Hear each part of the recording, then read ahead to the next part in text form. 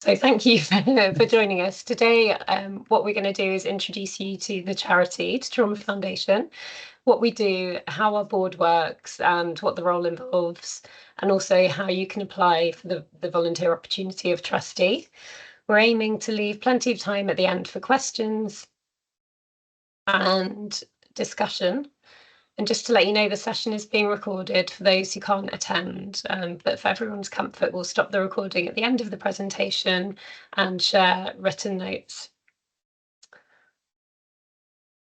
So before we dive in, I'm just going to do introductions. So my name is Nicola, and I'm the Director of Operations, and with me are two of our wonderful team members.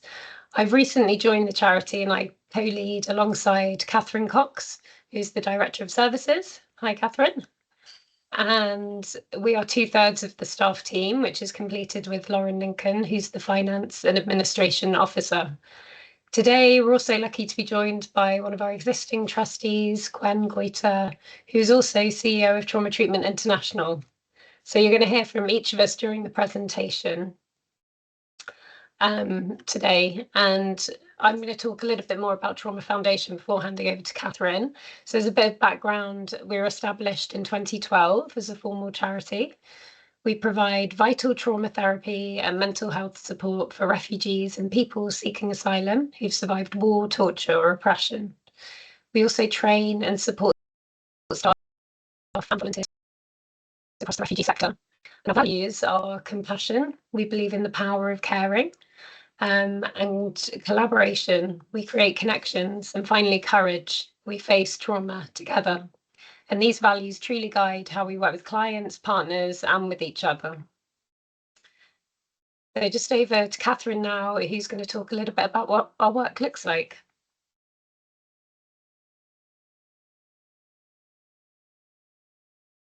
Rookie error, sorry.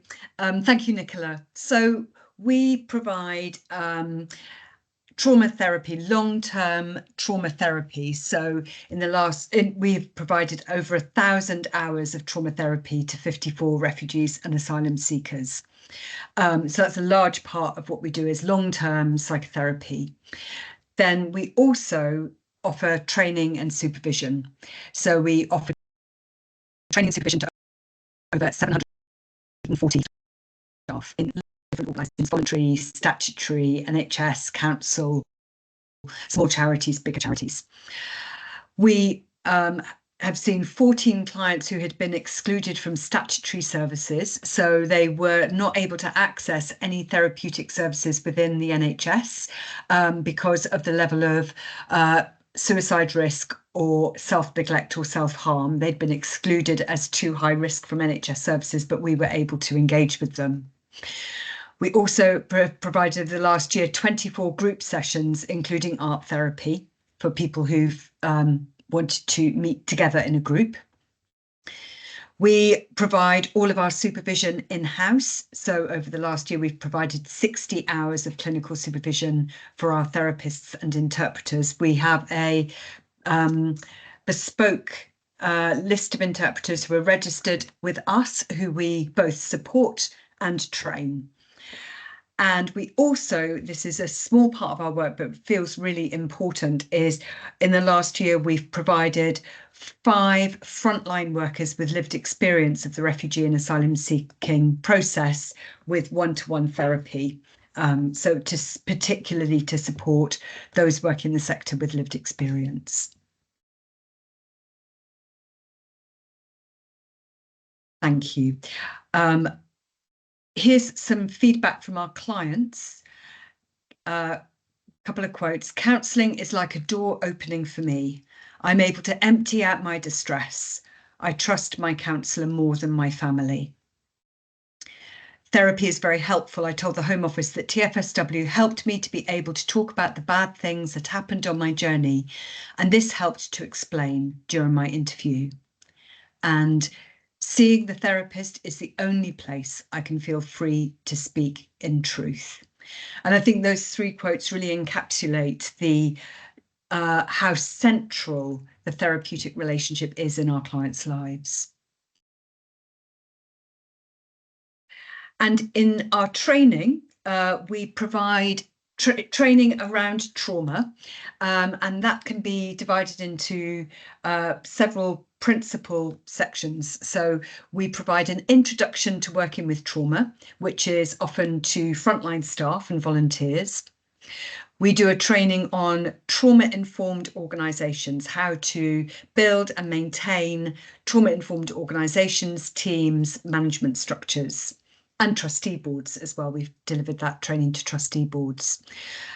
We have a training which is about working with forcibly displaced people and suicide, how to work with suicide risk in a way that's courageous and creative.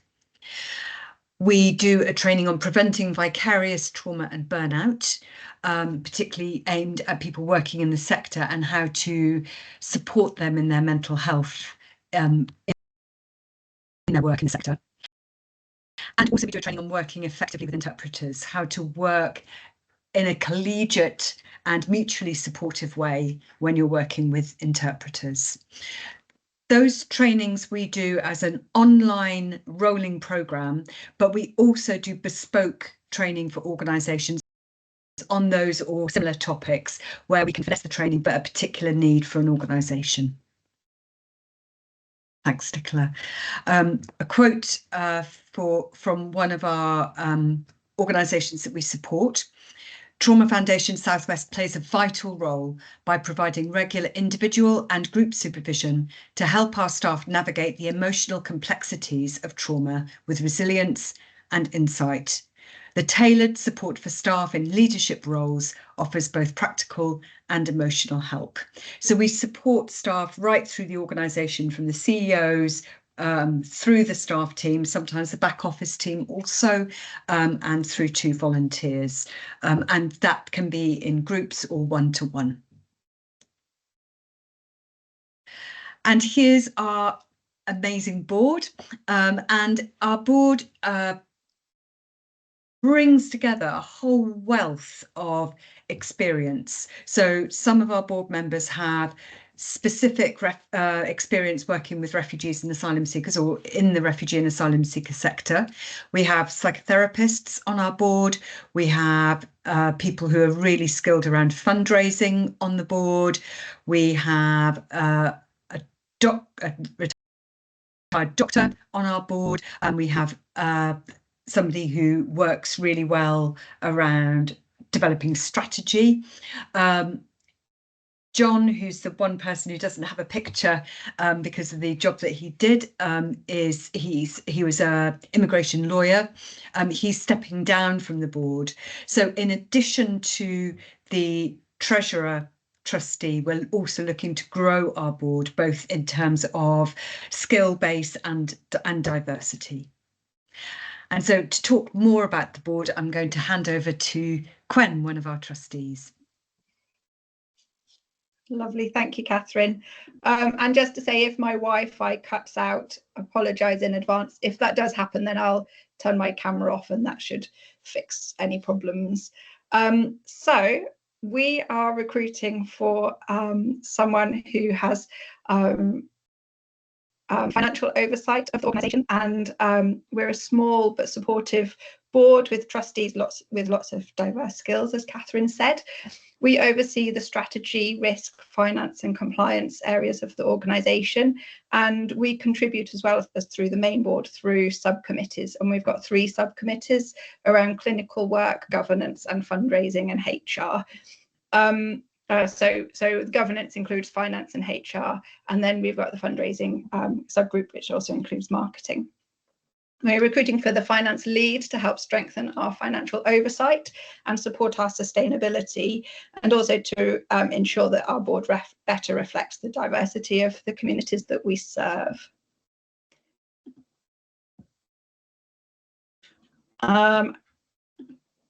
Thank you, Catherine or Nicola, for moving us on. As finance lead, you'd oversee the charity's finances, ensuring we meet legal and regulatory requirements, and that would include things like budgeting and reporting, advising the board on financial risks and strategy, and leading on developing key policies like the reserves policy. We're a really friendly and supportive board and provide full induction training and mentoring, and of course cover trustees' expenses. We're looking for someone with finance or accountancy experience, and qualifications from outside the UK are valued. But what's most important is that you share our values and can commit to the role. We warmly welcome people with lived experience of the asylum and refugee system, and encourage applicants from the global majority and male applicants to help broaden our diversity as a board. And in terms of time commitments and practicalities, the overall trustee time commitment is about 22 hours every year. It's about 2 hours a month averaged out. Meetings are virtual with optional but encouraged in-person gatherings in the Bristol area. The finance lead could spend more time on certain things at certain points of the year, for example, around budgeting or the annual accounts, but will support you to balance that with other commitments. Thank you. I think Catherine or Nicola are going to talk about next steps. Yeah, thank you, Gwen. I forgot to unmute myself there.